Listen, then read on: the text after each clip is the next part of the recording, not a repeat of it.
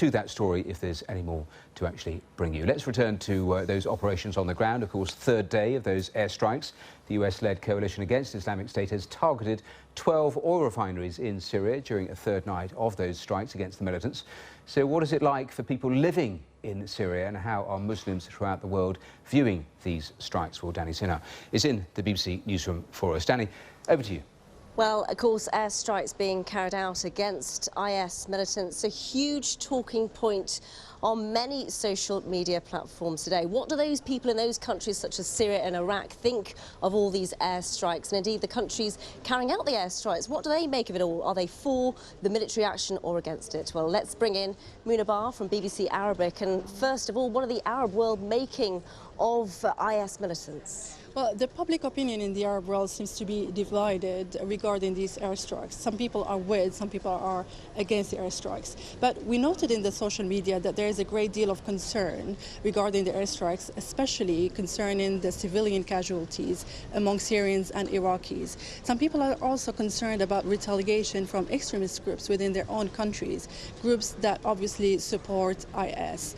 Interestingly, there was an opinion poll published by an Arabic-speaking newspaper that said that more than 90% of Saudis, respondent Saudis, think that the ISIS agrees with the teachings of Islam.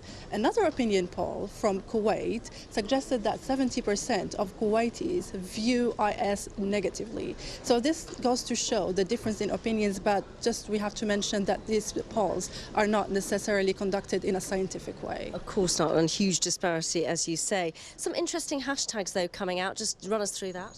We remember a few days ago there was a hashtag called Not In My Name that came from Britain, from the UK, from British Muslims who wanted to express their repugnance regarding what ISIS does. In retaliation or in response to this hashtag, a new hashtag has come up. It's called All In Your Name.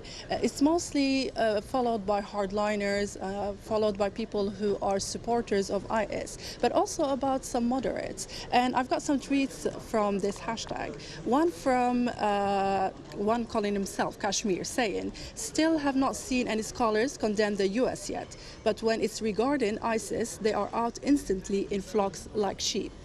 There's another tweet from Linayat Malik saying, "Where was Arab coalition when Gaza was being massacred?" And that's really interesting because many people are pointing to the reluctance of Arab countries to act when during the war in Gaza, and when they say Assad was bombing civilians in Syria, but now they are acting against ISIS. Mouna, thank you very much. I know you've just dealt with Twitter there.